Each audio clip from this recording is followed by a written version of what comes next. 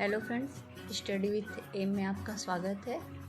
आज हम आपके लिए लाए हैं चुंबक से संबंधित कुछ महत्वपूर्ण तथ्य जो कि आपके लिए बेहद ही इम्पोर्टेंट है। तो आज का हमारा टॉपिक है चुंबकत्व। चुंबक की खोज किसने की थी, कितने प्रकार के होते हैं, इसके उपयोग क्या है, ये कहाँ कहाँ पाए जाते हैं, आज हम इसके बारे में आपको बताएंगे। चलिए फिर स्टार्ट करते हैं। हमारा टॉपिक है चुंबक की खोज। चुंबक की खोज लगभग 600 BC में एशिया माइनर के मैग्नीसिया नामक स्थान पर कुछ ऐसे पत्थर पाए गए थे जिसमें लोहे के छोटे छोटे टुकड़ों को अपनी ओर आकर्षित करने का गुण था। ये पत्थर लोहे के ऑक्साइड मैग्नेटाइट के थे। ये मैग्नीसिया नामक स्थान पर मिले थे, इसलिए इन्हें मैग्नेट कहा गया और हिंदी में इसे क्या कहते हैं, चुंबक कहते हैं। सबसे पहले चुंबक कहाँ पाया गया था, मैग्नीसिया में पाया गया था, इसलिए इसका नाम क्या पड़ गया था, चुंबक, मैग्नेट पड़ गया था और हिंदी भाषा में हम लोग इसको चुंबक कहते हैं। आगे हम देखते हैं कि चुंबक कितने प्रकार के होते हैं। तो चुंबक दो प्रकार के होते हैं, एक होता है प्राकृतिक चुंबक और दूसरा होता है कृत्रिम चुंबक। अब देखिए, प्राकृतिक चुंबक किसे कहते हैं, वह चुंबक जो प्रकृति में पाया जाता है इसे हम क्या कहते हैं, प्राकृतिक चुंबक। और दूसरा हमारा है कृत्रिम चुंबक। कृत्रिम चुंबक वो होता है जो कि मानव निर्मित हो। कृत्रिम मीन्स होता है मानव निर्मित हो, जैसे इसे लोहे व इस्पात की धातुओं से बनाया जाता हो, और इसे हम कहते हैं कृत्रिम चुंबक। अब इसके गुण क्या हैं, इसके गुण होते हैं चुंबक के कि स्वतंत्रता पूर्वक लटकाने पर चुंबक उत्तरी दक्षिण दिशा में ठहरते हैं, यानी कि रुकते हैं। दूसरा, चुंबक में चुंबकीय गुण सदैव ध्रुवों पर ज़्यादा होता है, चुंबक को ध्रुवों पर ज़्यादा होता है। तीसरा पॉइंट है हमारा, चुंबक को तोड़ने पर हमेशा पूर्ण चुंबक प्राप्त होता है। चौथा है, किसी चुंबक को पीटने या गर्म करने पर उसकी चुंबकीय शक्ति नष्ट हो जाती है। अगला है हमारा, विजातीय ध्रुव एक दूसरे को आकर्षित करते हैं, और नेक्स्ट है हमारा, सजातीय ध्रुव एक दूसरे को प्रतिकर्षित करते हैं। देखिए, कृत्रिम चुंबक का एक गुण होता है कि कृत्रिम चुंबक की आकर्षण शक्ति क्या होती है, सबसे ज़्यादा होती है। अगला है, चुंबकीय क्षेत्र की दिशा में चुंबकीय सुई क्या करती है, निर्धारित करती है।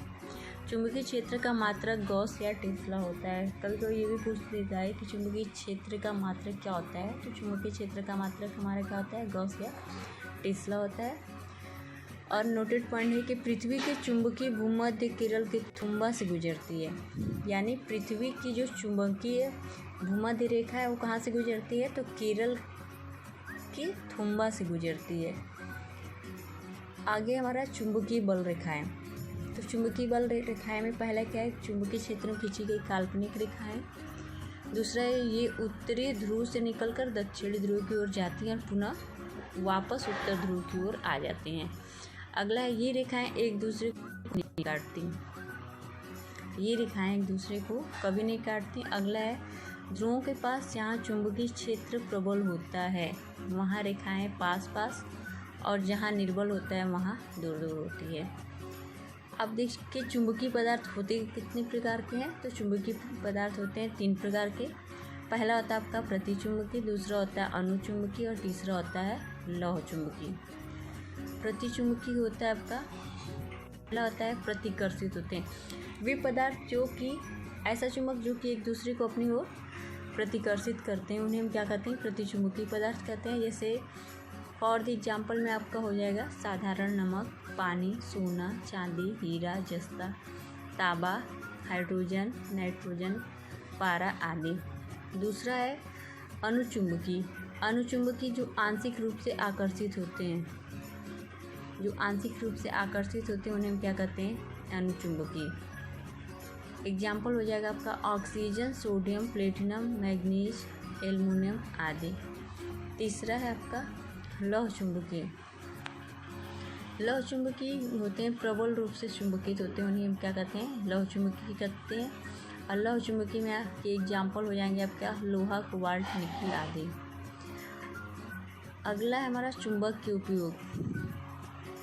चुंबक के उपयोग हम किस चीज़ में करते हैं, तो देखिए एक होता है दिक् सूचक के रूप में, अगला आपका फ्लॉपी डिस्क, हार्ड डिस्क के रूप में, तीसरा जब MRI होता है उसमें उपयोग किया जाता है, अगला है ध्वनि अभिलेखन व पुनरुत्पादन में किया जाता है, चुंबकीय टेप में किया जाता है, ATM card, debit card, credit के पीछे जो पट्टी लगी रहती है वो भी क्या होता है आपका चुंबक का ही होता है।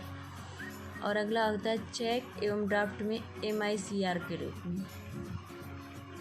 अगला है विद्युत चुंबक। विद्युत चुंबक यह एक अस्थायी चुंबक होता है। इसका उपयोग बड़ी फैक्ट्रियों में लोहे व इस्पात के बड़े टुकड़ों को दूसरे स्थान पर ले जाने के लिए विद्युत चुंबक का उपयोग करते हैं। अगला है विद्युत चुंबक आँख, कान या शरीर के किसी भाग में घुसे लोहे के जर्रे को निकालने में किया जाता है। अगला इसका उपयोग विद्युत घंटी व ट्रांसफर में किया जाता है। तो ये रहा हमारा आज का टॉपिक चुंबक से संबंधित। अगर आपको हमारा वीडियो पसंद आता है तो प्लीज़ इसे लाइक करिए, शेयर करिए, सब्सक्राइब करिए और बेल आइकन दबाइए। और हाँ, हमें कमेंट करके बताइए कि आपको हमारा वीडियो कैसा लगा और कितना आपको मदद मिल रहा है, कितना हेल्पफुल रहा हमारा वीडियो। थैंक्स।